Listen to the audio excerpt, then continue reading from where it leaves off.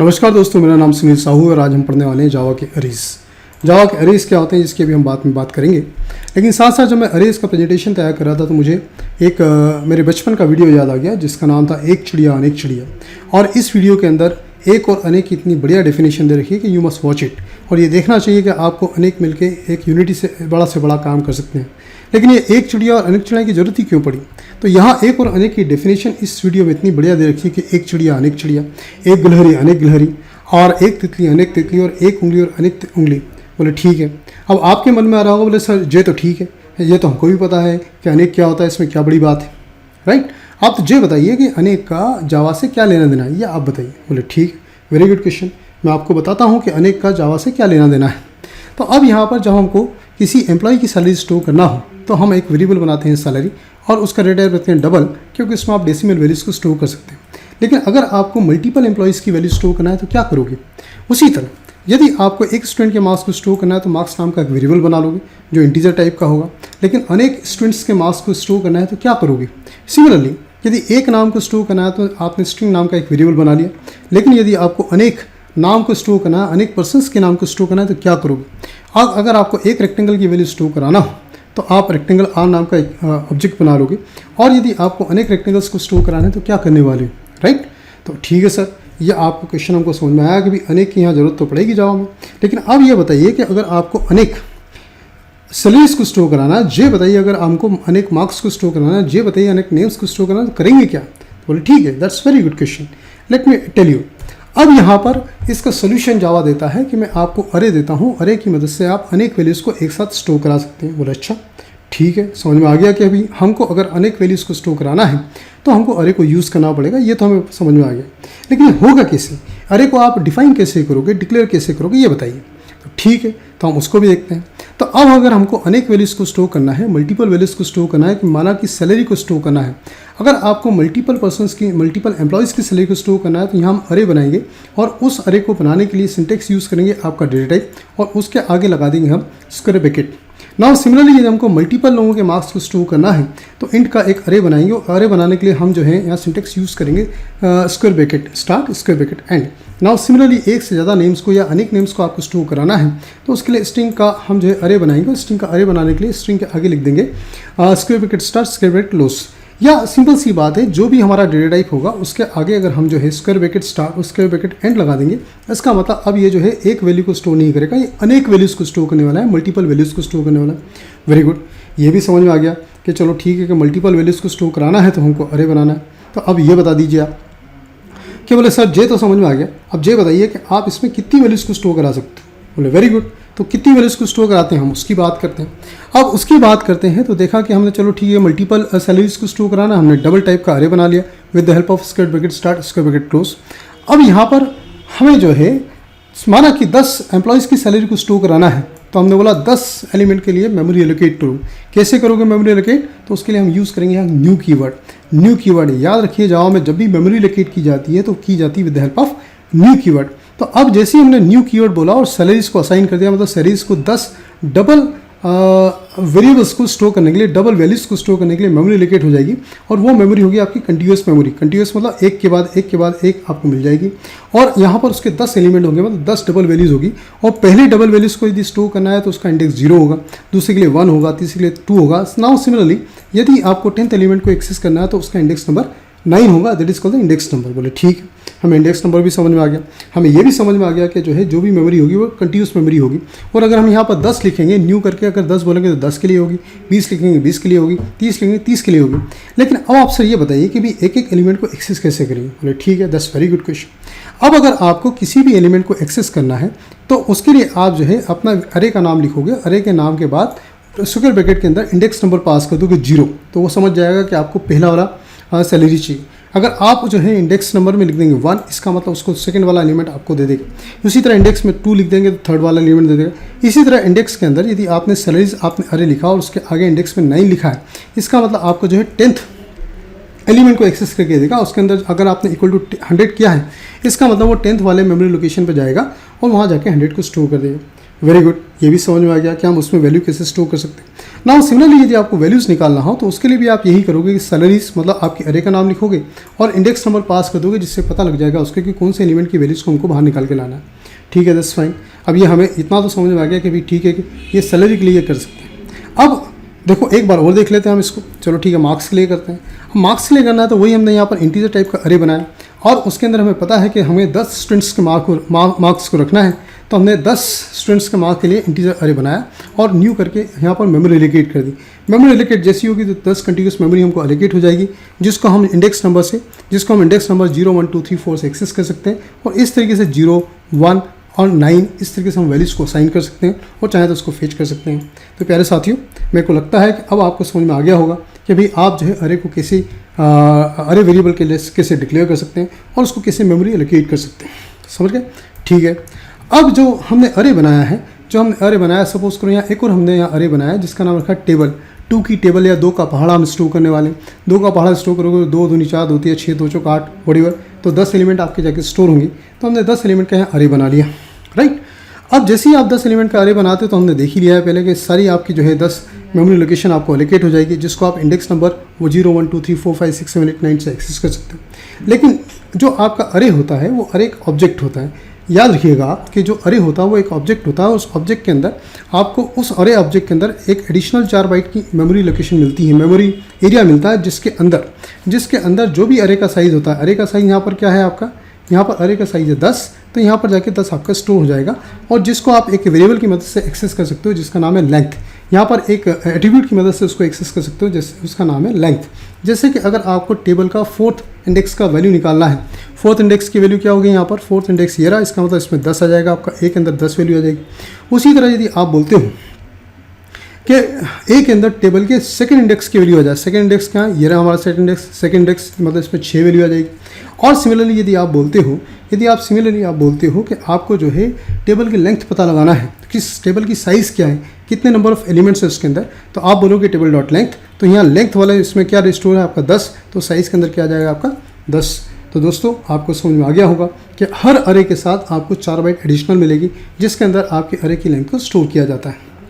और ये जो आपका अरे होता है जो नंबर ऑफ एलिमेंट्स को स्टोर करता है, ये कहलाता है आपको 1 डायमेंशन अरे।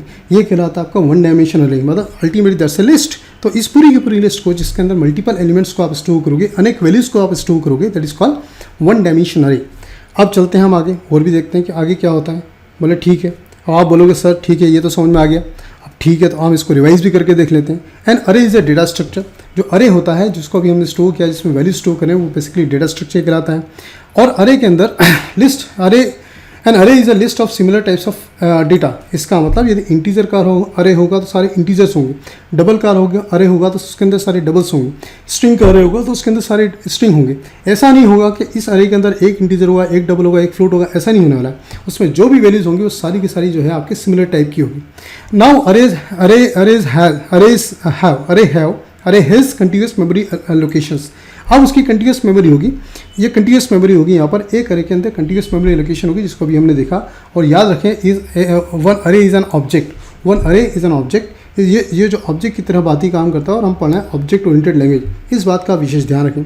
चलिए ठीक है, बोले सर ये तो हमको समझ में आ गया। अब आपको लग रहा होगा बोले सर ये तो हमको समझ में आ गया, अब जे समझ में आ गया, दैट्स फाइन, लेकिन अब जे तो बता दो इसके अंदर जो इंटरनल मेमोरी लोकेशन कैसे होता है ये भी हमको बता दो। बोले ठीक है, दैट्स वेरी गुड, ये भी हम समझ लेते हैं। अब जब आप किसी अरे का वेरिएबल बनाते हो, जैसे टेबल इज़ अ वेरिएबल जो किस टाइप का है, इंटीजर अरे टाइप का है, तो जब भी आप ये स्टेटमेंट लिखोगे फट से आपको जैसे 2 बाइट एलोकेट हो जाएगी और 2 बाइट को टेबल नाम से रेफर किया जाएगा। आपको इनिशियली 2 बाइट एलोकेट होगी, उसको टेबल नाम से रेफर किया जाएगा। उसके बाद जब आप बोलते हो न्यू इंटीजर 10, तो अब जो है 10 इंटीजर्स के लिए मेमोरी एलोकेट होगी और उन 10 एलिमेंट्स की जो लिए मेमोरी एलोकेट होगी साथ साथ उसकी लेंथ रखने के लिए मेमोरी एलोकेट हो जाएगी। और इस न्यू कंटिन्यूस मेमोरी का जो एड्रेस होगा से यहाँ 1000, वो जाके आपकी 2 बाइट में स्टोर हो जाएगा और 2 byte will point to this 10 elements memory location. अब इस तरीके से 10 एलिमेंट की मेमोरी को जो रेफरेंस करेगा या पॉइंट करेगा, वो टेबल का जो है 2 बाइट का वेरिएबल होगा। तो इस तरीके से जब भी हम किसी अरे को डिफाइन करते हैं तो बेसिकली उसके अंदर रेफरेंस स्टोर होता है। उसके अंदर एक्चुअल वैल्यू स्टोर नहीं होती। एक्चुअल वैल्यूज तो वहाँ स्टोर होती है जब आप न्यू करते हो, तो जब मेमोरी लोकेट होगी उस जगह पे आपकी actual memory actual values store होती हैं। तो इसलिए जब अरे की बात की जाती है तो अरे is called reference data type. जो हमारे इंटीजर फ्लोट डबल बुलियन होते हैं वो कहलाते हैं हमारे प्रिमिटिव डेटा टाइप। और उसके अलावा जो ऑब्जेक्ट होते हैं या आपके जो है अरेज होते हैं जिनको इनिशियली 2 बाइट्स एलोकेट होती हैं, वो सारे के सारे कहलाते हैं हमारे रेफरेंस डेटा टाइप्स। उम्मीद करता हूँ आपको रेफरेंस डेटा टाइप क्या होता है ये समझ में आ गया होगा। अब हम और चलते हैं, थोड़ा और इसको आगे पढ़ते हैं। बोले ठीक है। अब आपके मन में आ रहा होगा बोले सर ये तो ठीक है, ये तो हमें समझ में आ गया कि अरे कैसे डिफाइन करना है, अरे के एलिमेंट में वैल्यूज़ कैसे रखना है, अरे के एलिमेंट्स को बाहर कैसे निकालना है, अरे की लेंथ कैसे निकालना है। लेकिन सर एक बात बताओ, ये जब हम वेरिएबल डिफाइन करते हैं तो जब वेरिएबल हम डिफाइन करते हैं तो उसी समय हम उसकी वैल्यू भी इनिशियलाइज कर सकते हैं। तो ये पॉसिबल है क्या, ऐसा हो सकता है क्या कोई जब हम अरे डिक्लेयर करें उसी समय उसकी एलिमेंट्स को भी इनिशियलाइज कर दें? बोले हाँ बिल्कुल, दैट्स वेरी फाइन, कि आपने जो किया है बिल्कुल सही बोल रहे हैं आप, कि ऐसा भी किया जा सकता है। ऐसा किया तो कैसे किया जा सकता है, तो अभी देखते हैं हम। जैसे यहाँ पर हमने अगर सैलरीज का अरे बनाया है जो इंटीजर टाइप का है और उसके अंदर हमको वैल्यूज़ को स्टोर कराना है, तो हम यहाँ कर्ली बेसिस स्टार्ट करेंगे और पहला एलिमेंट, दूसरा एलिमेंट, तीसरा एलिमेंट, चौथा एलिमेंट और कर्ली बेसिस को एंड कर देंगे।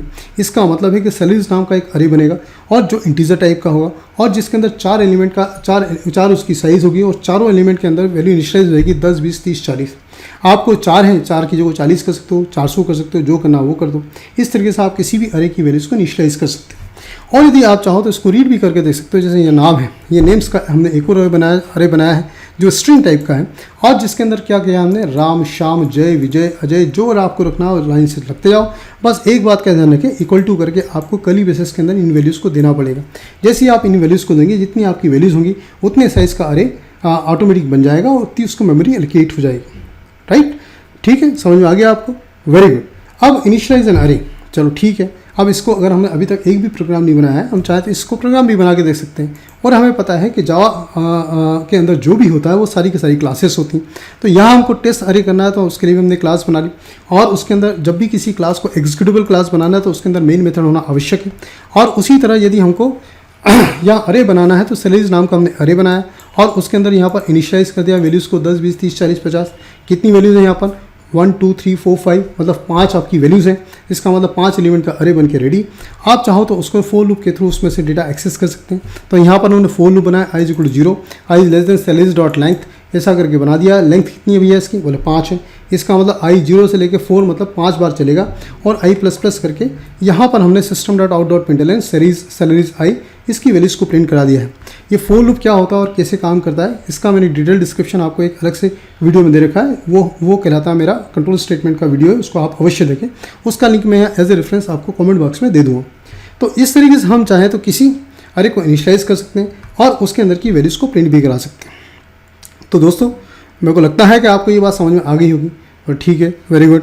अब आपके मन में प्रश्न आ रहा होगा, सर ये तो ठीक है, ये तो हमें समझ में आ गया कि आप जो है पूरी लिस्ट बना सकते हो, नंबर ऑफ एलिमेंट्स को स्टोर करा सकते हो and that is called the one dimension अरे। या ऐसा हो सकता है कि इसके अंदर 2D अरे हो सकता है या टेबलर फॉर्म में स्टोर कर सकते हैं। बोले अच्छा ठीक है, ये तो बढ़िया बात बता रहे हो आप, लेकिन ये आपके मन में ख्याल क्यों आ रहा है? बोले सर ऐसा है कि मेरे फादर ने अभी जो है मेरी बड़ी सिस्टर की शादी की और वहाँ पर बहुत सारी लिस्ट थी।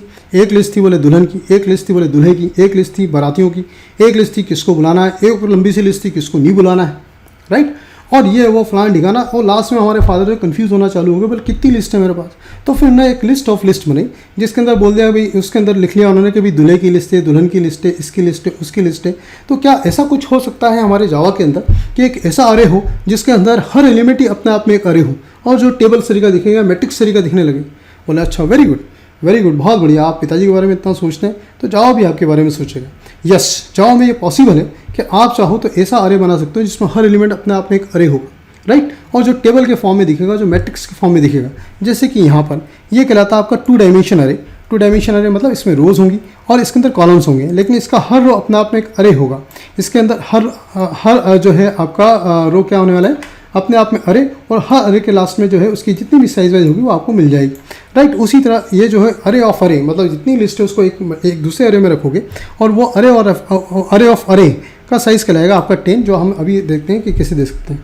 तो इस तरीके से आप 2D अरे बना सकते हो जिसमें रोज़ होंगी और जिसके अंदर कॉलम्स होंगे, जिसके अंदर रोज़ भी आप 0 1 2 3 इंडेक्स से रेफर करोगे, कॉलम भी 0 1 2 3 इंडेक्स से रेफर करोगे। तो एक्स एक्सिस पे आपका कॉलम होंगे और वाई एक्सिस पे आपकी रोज़ होंगी। तो ये रोज़ कैसे होंगी और कॉलम्स कैसे होंगे, अब इसको हम डिस्क्राइब करते हैं। तो इसको बनाओगे कैसे, तो बोले ठीक है, अभी हम समझते हैं कि इसको कैसे बनाएंगे। तो अब अगर आपको जो है ऐसा अरे बनाना है जो 2 डायमेंशन है, जिसके अंदर रोज़ और कॉलम्स होने वाले हैं, तो अब जब आप अरे बनाओगे तो उसके आगे 2 स्क्वायर ब्रैकेट लगा दो कि इंटीजर टाइप का अरे है और इसके अंदर रोज़ भी होंगे और कॉलम भी होंगे। 2 बार स्क्वायर ब्रैकेट क्लोज और ओपन और क्लोज कर दिया, ये हमारा टेबल बन के रेडी। उसी तरह जब आप इसको मेमोरी लोकेट करेंगे तो जब न्यू कीवर्ड यूज़ करेंगे तो उस समय बताएंगे कि नंबर ऑफ रोज़ कितनी होगी, बोले 10, और नंबर ऑफ कॉलम्स कितने होंगे, बोले 9। बोले वेरी गुड। अगर इस तरीके से आप लिखोगे तो अब आपका जो डेटा बनने वाला है, वो पूरा मैट्रिक्स होगा जिसमें रोज एंड कॉलम्स की मदद से आप इंडिविजुअल एलिमेंट्स को एक्सेस कर सकते हैं, उसमें वैल्यू स्टोर भी कर सकते हैं और वैल्यूज निकाल भी सकते हैं। तो ठीक है सर, ये बात भी समझ में आ गई। आप बोल रहे होंगे बोले ठीक है सर, ये बात समझ में आ गई। अब आप तो ये बताइए कि इसका मेमोरी एलोकेशन कैसे होगा, हमको कैसे समझ में आएगा कि कैसे मेमोरी एलोकेट हो रही है। पहले तो आपने बताया था 2 बाइट एलोकेट होती है, उसके बाद उसको एक जो है 10 बाइट कंटिन्यूस एलोकेट होती है। इस वाले केस में कैसे एलोकेशन होगा, बोले ठीक है, that's a very good question. तो मैं आपको बताता हूँ कि इसका मेमोरी एलोकेशन कैसे होगा। जैसे ही आपने बोला टेबल, तो 2 बाइट तो पक्की कि उसको एलोकेट होगी या 2 बाइट आपकी एलोकेट होगी। अब आपने बोला 10 रो होना चाहिए, यहाँ लिख दिया आपने 10 रो होना चाहिए। तो इसने क्या किया, एक अरे बनाया जो 10 एलिमेंट का होगा और जिसका मेमोरी एड्रेस होगा वो जाके आपके टेबल वाले 2 बाइट के अंदर स्टोर हो जाएगा। मतलब it is going to refer ये आपकी जो है एक पूरी रो वाले अरे को। फिर हमने बोला था कि इस अरे का हर एलिमेंट अपने आप में अरे होगा, इस एलिमेंट का इस अरे का हर एलिमेंट अपने आप में अरे होगा। तो अब जैसे ही आपने बोला कि भाई कितने बड़े होना चाहिए, बोले कॉलम कितना चाहिए 9, तो ये 9 एलिमेंट का एक कॉलम बनाएगा, एक अरे बनाएगा और उसको जाके स्टोर कर देगा इसके पहले एलिमेंट के अंदर। देखो इसका एड्रेस था 10101010 यहाँ आ गया। उसी तरह अब ये दूसरा अरे बनाएगा 9 एलिमेंट का, उसका भी जो एड्रेस होगा 1011 वो आपके इसके दूसरे एलिमेंट में जाके स्टोर कर देगा। इसी तरह आपका तीसरा अरे बनाएगा, उसका जो मेमोरी होगा 1111 वो जाके तीसरे एलिमेंट में स्टोर करा देगा। इसी तरह और भी ये 3 है, ऐसे 7 अरे और बनाएगा, उनके रेफरेंसेस यहाँ स्टोर कर देगा। इसका मतलब कि अब टेबल में मिलेगा रेफरेंस और आपके जो है रो के जो आपकी लिस्ट ऑफ लिस्ट है उसमें भी वहाँ पर मिलेंगे रेफरेंस, और उन रेफरेंस के उन एड्रेसेस की मदद से आप अलग अलग जो है रोज पे जा सकते हैं और उसके एलिमेंट्स को एक्सेस कर सकते हैं, राइट। तो इस तरीके से 2D एरे का मेमोरी लोकेशन होता है और आप चाहें तो उसमें डेटा रख सकते हैं और डेटा निकाल भी सकते हैं। अब 2D एरे कैसे डिफाइन करोगे तो अभी देख लेते हैं। क्या और हमने बोला कि 2D रोज एंड कॉलम बनाना है, तो हमने क्या बोला कि यहाँ जब भी इंटीजर हमारा डेटा टाइप होगा, डबल होगा, फ्लोट होगा, बुलियन होगा, जो भी हमारा डेटा टाइप होगा, उसके आगे हम 2 बार स्क्वायर ब्रैकेट को स्टार्ट कर देंगे, 2 बार स्क्वायर ब्रैकेट को एंड कर देंगे। और जब मेमोरी लोकेट करेंगे तो हम बताएंगे अभी कितने रोज होंगे और आपके कितने कॉलम्स होने वाले हैं। ठीक है, दैट्स फाइन। अब इसमें से एलिमेंट को एक्सेस करना है, तो अब जब आप एलिमेंट को एक्सेस करने वाले तो हर बार आपको बताना पड़ेगा कौन सी रो और कौन से कॉलम की वैल्यूज़ को आप स्टोर करना चाहते हो या एक्सेस करना चाहते हो। तो इस तरीके से 0 मतलब आपका पहली रो, 5 मतलब नंबर 5 आपका कॉलम है, इसका मतलब जो है छठा कॉलम है क्योंकि इंडेक्स 0 से चालू होता है। उसी तरह आपकी रो नंबर 2 है तो यहाँ बोला 1 और जो है कॉलम नंबर के अनुसार आपका छठा, इसमें हमने 10 को स्टोर करा दिया। और भी इसी तरीके से आप वैल्यूज़ को स्टोर करा सकते हैं। नाउ सिमिलरली यदि आपको पता लगाना है कि नंबर ऑफ रोज कितनी है तो आप टेबल डॉट लेंथ करो। आप देखोगे 2 बाइट के अंदर जो जिस अरे का रेफरेंस था वो लिस्ट ऑफ लिस्ट थी, अरे ऑफ अरे था, तो उसकी लिंक यहाँ पर मिल जाएगी जो आपकी 10 होने वाली है। उसी तरह आपको ये पता लगाना है जो पहली रो के अंदर कितने नंबर ऑफ कॉलम्स हैं, तो आप लिखोगे टेबल 0 और उसकी लेंथ पता लगा लो, तो पहली रो के कॉलम पता लग जाएंगे, दूसरी रो के कॉलम पता लग जाएंगे, तीसरी रो के कॉलम पता लग जाएंगे। इस तरीके से आप 2D अरे में लिस्ट ऑफ लिस्ट या अरे ऑफ अरे की लेंथ निकाल सकते हो और हर एलिमेंट की हर रो के अंदर कितने नंबर ऑफ कॉलम्स है वो भी निकाल सकते हो। बोले ठीक है, वेरी गुड सर, ये बात तो आपने बहुत अच्छी बताई, अब आपको समझ में आने लगोगे। अब आप मन में सोच रहे होंगे बोले ठीक है सर, ये बात तो ठीक है, लेकिन बोले सर ये बात है कि जैसे मेरे फादर ने मेरे फादर की जब वो शादी हो रही थी तो उसको मल्टीपल लिस्ट थी, तो जब फादर ने लिस्ट ऑफ लिस्ट बनाई थी तो उसमें दूल्हे की लिस्ट थी, दुल्हन की लिस्ट थी, बारातियों की लिस्ट थी, आने वालों की लिस्ट थी, नहीं आने वालों की लिस्ट थी, लेकिन ये सारी लिस्ट सेम थोड़ी ना थी। अभी तो आपने पिछले वाले एग्जाम्पल में ये बताया है कि भाई 10,9 इसका मतलब कि हर रो के अंदर 9 कॉलम हो गए। ऐसा थोड़ी ना होता है कि लिस्ट ऑफ लिस्ट हमने बनाई है तो उसकी हर लिस्ट की लेंथ अलग अलग है। तो क्या जावा में ऐसा पॉसिबल है कि जब आप अरे ऑफ अरे बनाओगे तो उसके हर एलिमेंट का जो अरे होगा उसकी साइज़ अलग अलग हो सकती है, उसकी हर साइज़ अलग अलग हो सकती है? बोले हाँ पॉसिबल है। क्यों नहीं, जो आपको चाहिए वो सब पॉसिबल है जावा के अंदर और जावा के अरे के अंदर। बोले ठीक है।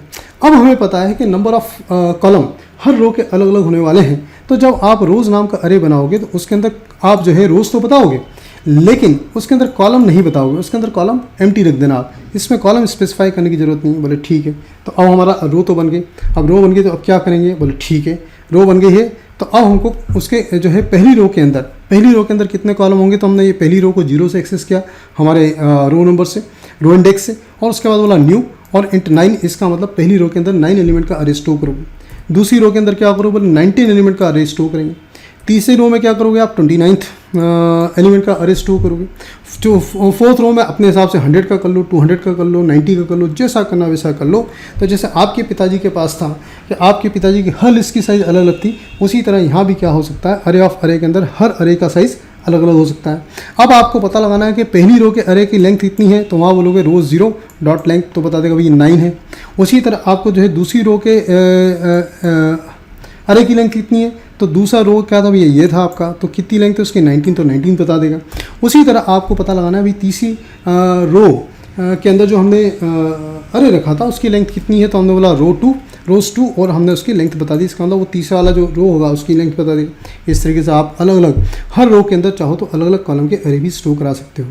समझ में आ गया आपको? मैं उम्मीद करता हूँ आपको समझ में आ गया होगा, मैंने इसको बहुत अच्छे तरीके से समझा दिया है। ठीक है, ठीक है, चलो और आगे चलते हैं। अब बोले ठीक है, अब आपके मन में सवाल आ रहा होगा, बोले ठीक है सर, हमने 1D अरे देख लिया, हमने 2D अरे देख लिया।